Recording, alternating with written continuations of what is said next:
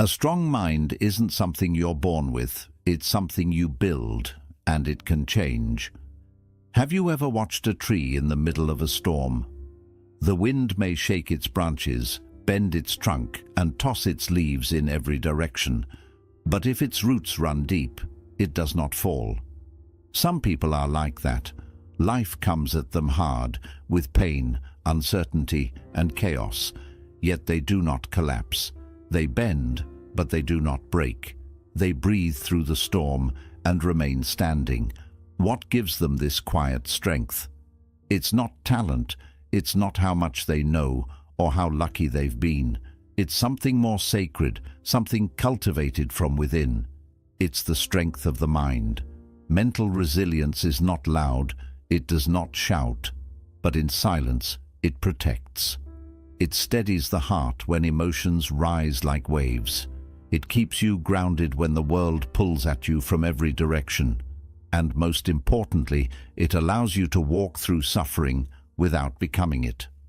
In Buddhism, this strength is not a mysterious force. It's a discipline of awareness, compassion, and clarity. But here's what often goes unnoticed. Mental strength isn't only built through what we do, it is also quietly destroyed by what we repeat. In this video, we'll explore 6 surprising habits that silently weaken your mind. These habits are so common, so subtle, that we often don't realize how deeply they are shaping our lives. Through Buddhist teachings, we'll learn how to recognize these patterns, let them go, and begin to rebuild a mind that is calm, focused, and truly unshakable. And stay with me, because the final lesson may just be the one that unlocks everything. It holds a key to a kind of freedom and peace you may not have known was possible. If you've ever felt trapped by negativity, burdened by self-doubt, or stuck in the weight of your past, this journey is for you. Together, we will not just learn how to endure life, we will learn how to transform the way we experience it. Are you ready to take the first step toward a steadier, stronger mind? Let's begin. Habit 1. Releasing the weight of a negative mind. Imagine walking through the world wearing a veil of shadow, not because the world is dark, but because the lens through which you see it has been clouded. A blooming flower loses its color. A smile feels distant. Joy becomes something you view from behind glass. This is the quiet toll of a negative mindset. It doesn't shout, yet it shapes every moment, turning possibility into hesitation and beauty into burden. In the teachings of the Buddha, the mind is compared to a mirror, naturally clear and luminous. But when we allow anger, doubt, or despair to settle upon it, that clarity fades. The mirror doesn't break. It merely waits to be cleaned. Thoughts, like clouds in the sky, are not permanent. They pass, shift, and dissolve. The danger lies not in having a negative thought, but in believing it is who you are. To release this weight, one of the most compassionate practices is metta bhavana, or loving kindness meditation. You begin by offering gentle wishes to yourself. May I be peaceful. May I be well. Then, like ripples moving outward, you extend that kindness to others. A loved one, a stranger, even someone who has caused you pain. This isn't weakness. It's the quiet strength of a mind choosing healing over hatred. The modern world floods us with reasons to be cynical. News cycles echo suffering. Social spaces spread comparison, and our inner dialogue often turns harsh. But ask yourself, does holding on to this heaviness ease your path or weigh you down? Buddhism teaches impermanence not as a theory, but as a truth we live. Everything, joy, sorrow, triumph, loss, is in motion. Even your darkest thoughts are just visitors. They are not your identity. So when the mind begins to spiral, pause, observe. Don't resist the thought. Greet it with awareness and gently ask, what is still good in this moment? It might be the softness of morning light, the rhythm of your breath, or a single kind memory. These small recognitions are not escapes. They are anchors, helping you return to the present with clarity. Letting go of negativity is not a denial of life's pain. It is an act of deep honesty, choosing to see things clearly rather than through a filter of fear. A calm mind does not ignore suffering, it transforms it. When you release the stories that bind you, you make space for wisdom to rise. Like a sky that clears after a storm, the mind reveals its true nature only when the clouds are allowed to pass. Habit 2. Surrender the habit of complaining about what you cannot control. Picture yourself holding a burning coal, convinced it will harm someone else. Yet with every passing second, it's your own hand that is scorched. This is the nature of complaint. When we grumble about things beyond our reach, be it the weather, the past, or the actions of others, we are the ones who suffer most. It seems so natural to resist, to push back against the tide. But this resistance is what drains our spirit and entangles the mind in needless pain. In Buddhist philosophy, true strength begins with acceptance, not in giving up, but in choosing to stop battling what cannot be changed. The Buddha once compared life's difficulties to two arrows. The first arrow is the hardship itself, a delay, a disappointment, a loss.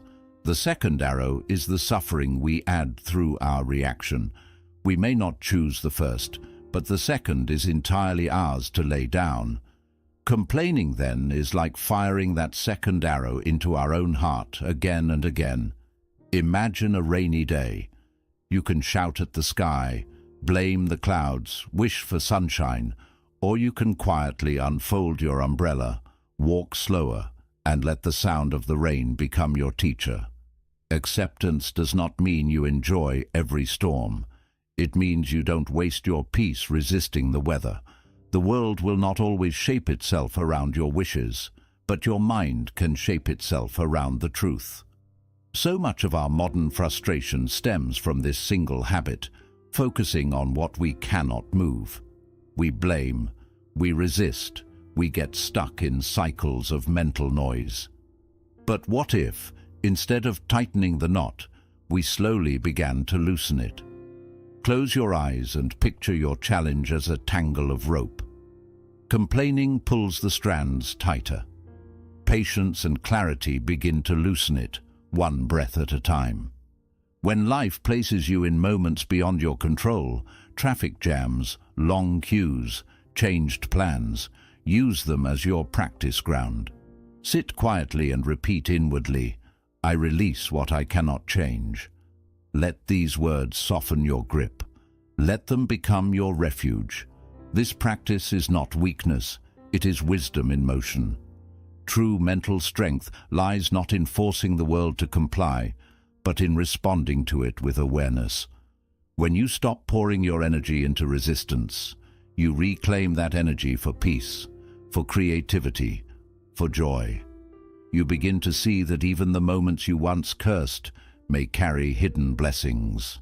A pause you needed, a lesson you missed, a shift in your path. To let go of complaint is to release the burning coal, not because the world has changed, but because you have. In that release, healing begins. Habit 3. Speak with the courage of your true self. Within each of us lies a quiet treasure, a voice, a feeling, a truth waiting to be known. Yet so often, this treasure remains buried beneath silence, masked by politeness, fear, or the desire to fit in. Suppressing your truth may seem like a form of protection, but over time, it becomes a burden, a hidden weight that clouds the mind and strains the heart. Imagine a chest of radiant jewels locked away in darkness. Without light, their beauty remains unseen. This is what happens when you hold back your authentic self. In Buddhist teaching, there is a path called right speech, a practice not just of talking, but of speaking with awareness. To express yourself with truth, kindness, and purpose is not merely about being honest. It is about being whole. Holding back emotions may help you avoid discomfort in the moment, but it quietly erodes your peace. Just like a volcano that simmers beneath the surface, silence can eventually erupt, unpredictable and painful. Mental strength begins with the willingness to meet your inner world fully. Begin by listening, not to others, but to yourself. What is rising in your heart right now? What truth have you ignored, softened, or silenced? The act of writing down your emotions, even in solitude, can be profoundly healing. With each word, you allow the fog of confusion to lift. Journaling is not about crafting perfect sentences. It is about offering your mind a space to breathe. Then, when it comes time to share your voice with others, pause, ask, are my words rooted in compassion? Are they true? Will they bring understanding or harm? This is the mindfulness of speech, not self-censorship, but self-awareness. It turns ordinary conversation into a bridge rather than a wall. And in moments of genuine expression, you may find that what you feared would push people away actually draws them closer. In the digital world, it's easy to become a version of yourself that others expect, curated, polished, safe. But behind the screens and the smiles, there is a longing to be seen, to be real. One sincere message, one honest conversation, can touch a life in ways you may never fully know. Vulnerability, when expressed with care, is a gift, not a weakness. You may feel exposed at first. You may fear being misunderstood. But to speak your truth with kindness is not arrogance, it is alignment. You are not responsible for how others receive your honesty, only for whether you offer it with integrity. As the Buddha taught, words are like seeds, planted with love. They grow into forests of understanding, into gardens of trust. To express yourself authentically is to walk in your own rhythm. It is to honor your thoughts, not as flaws to be hidden, but as expressions of your sacred humanity. When you open the chest of your inner voice, you don't just find clarity, you find connection, healing, and the courage to live fully awake. Visualize this. You're walking uphill, but strapped to your back is a sack of stones, each one a story of blame, a moment where you pointed a finger instead of looking inward. Every step becomes heavier, not because the hill is steep, but because of what you carry. This is what happens when we cling to blame. Our journey slows, and our strength diminishes.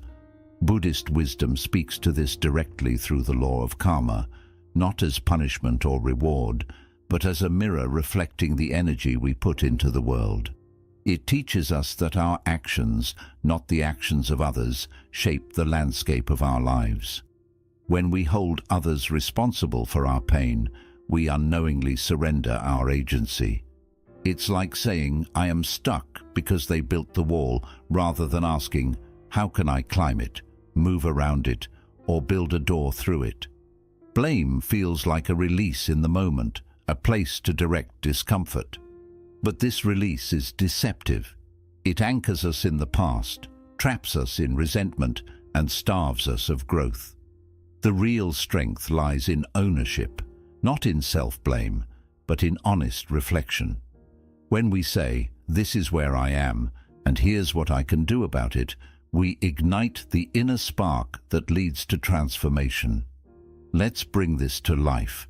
Think of someone who hurt you, someone you've mentally blamed again and again.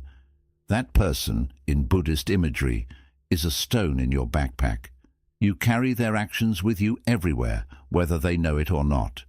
Forgiveness, then, is not about letting them off the hook. It's about releasing yourself from the burden. Imagine setting that stone down. How much lighter would you feel?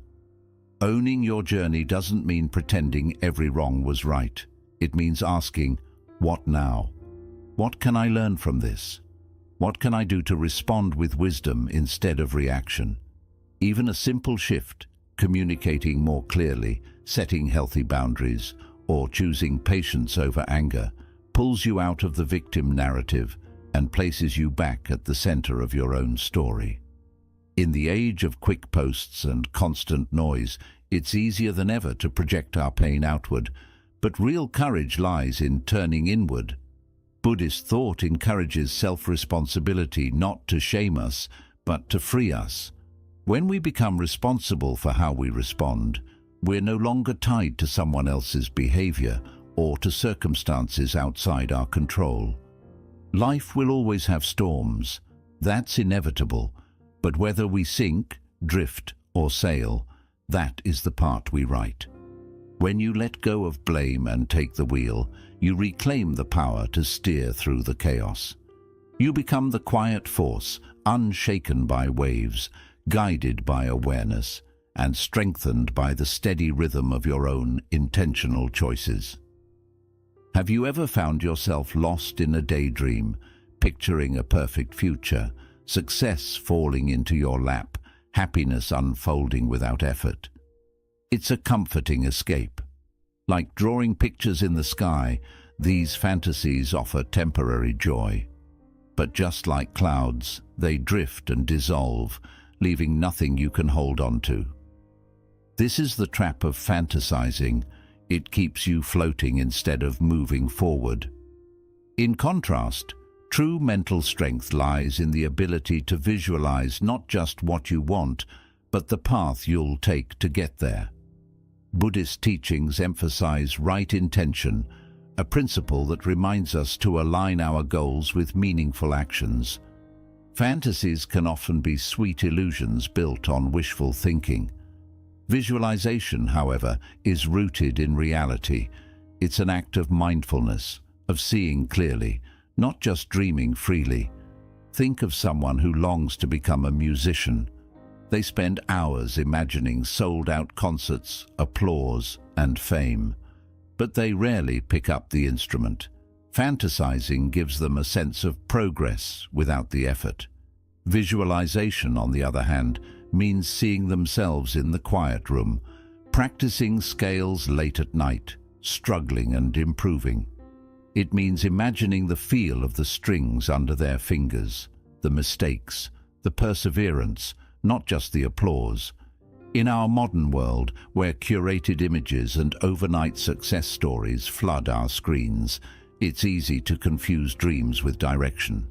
But visualization asks you to sit with your goal and ask, what does this actually require of me? Instead of drifting into fantasy, it grounds you in clarity and action. Start by being specific. If you want to grow stronger in body, mind, or spirit, what would that look like today, tomorrow, next week? See yourself doing the work. Visualize each small win. Write your goals down, break them into steps, and mentally walk through each one with your full attention. This isn't just planning. It's preparing your mind to show up when it matters. Buddhism also teaches the ever-changing nature of life. Visualization respects that impermanence. It teaches you to adapt, to see the journey not as a rigid line, but as a flowing river. If a stone appears in your path, you find a way around it. You don't stop, you move with the current. Where fantasizing leaves you waiting for life to happen, visualization invites you to meet life where it is. It replaces helpless longing with empowered action. It transforms vague dreams into focused determination. So the next time your mind starts to wander into castles in the clouds, bring it gently back to earth. See the foundation, lay the bricks, imagine the effort, and then take the step.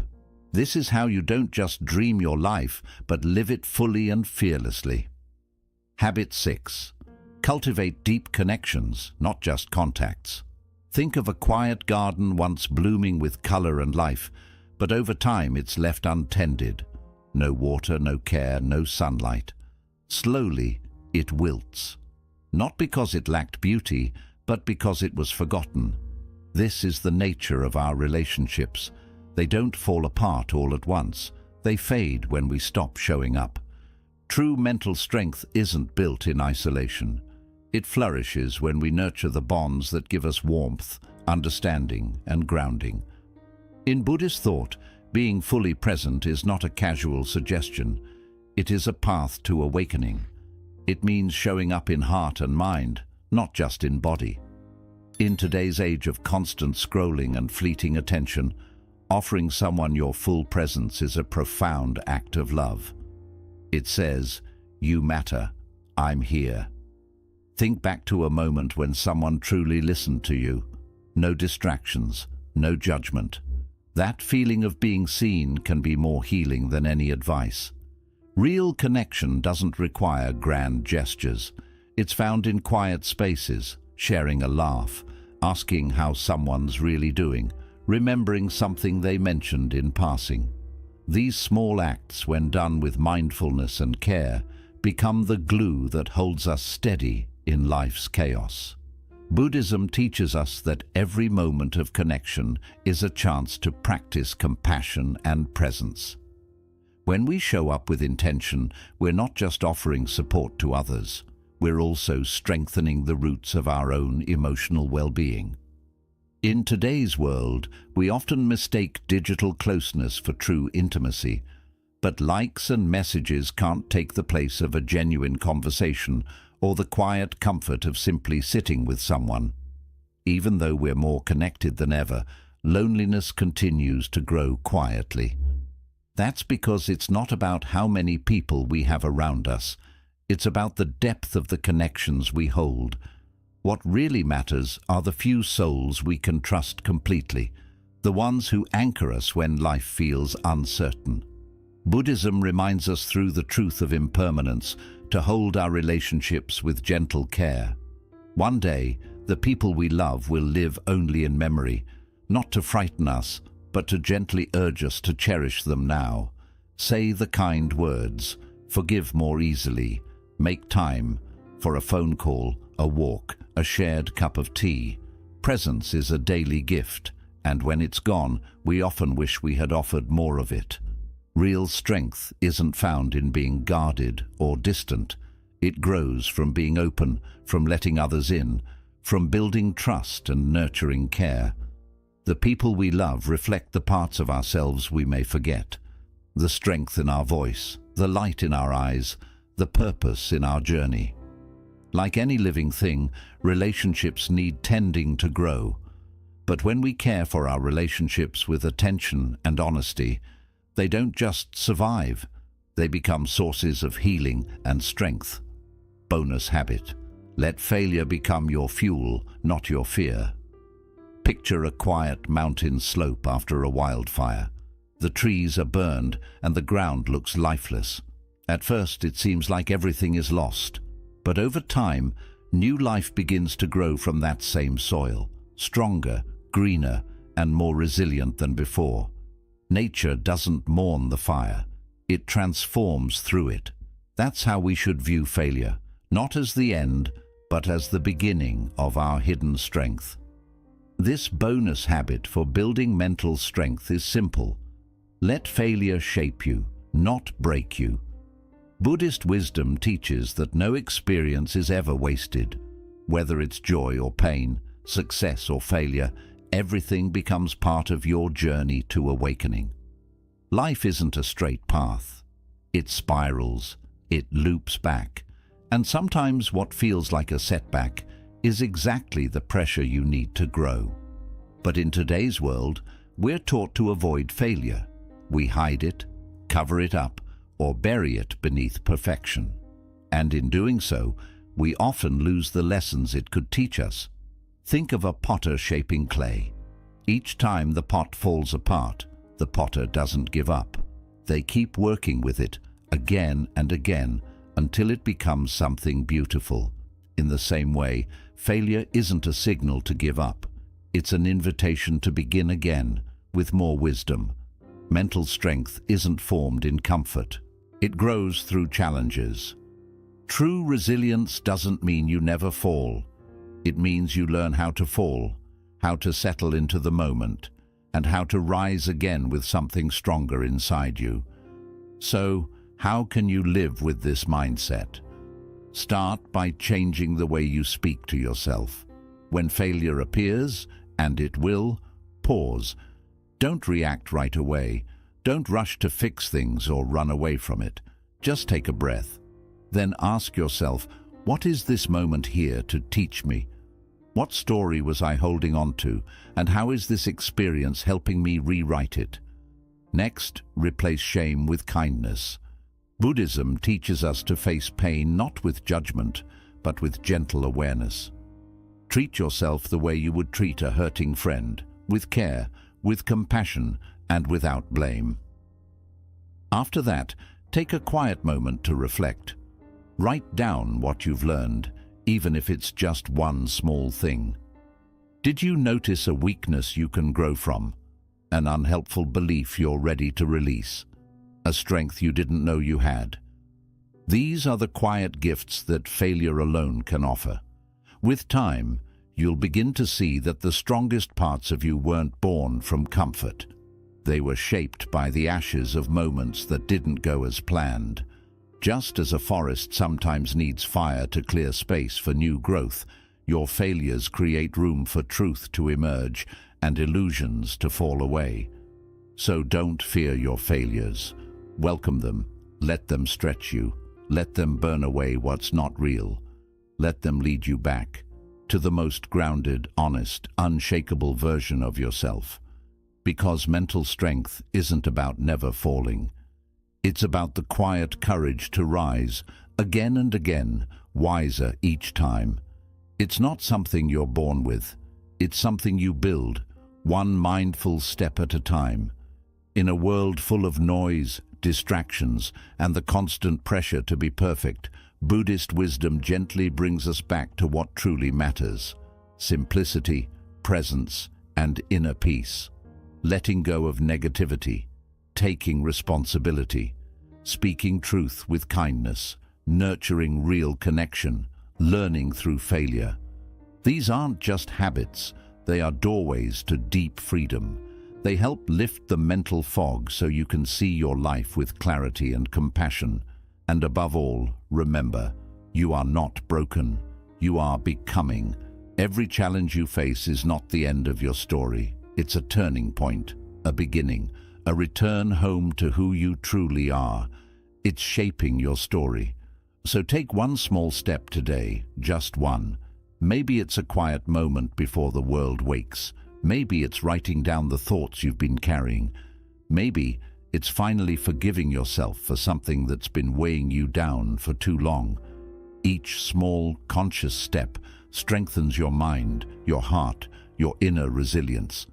If this message touched something in you, if even one insight echoed your own journey, consider subscribing to our channel. Join this growing community where we don't just talk about life. We explore what it means to live with depth, with awareness, and with purpose. And if there's someone in your life who might need to hear this, share this video with them. Because healing often begins when wisdom is passed from one heart to another. Be present, be gentle, be strong, and we'll see you in the next video.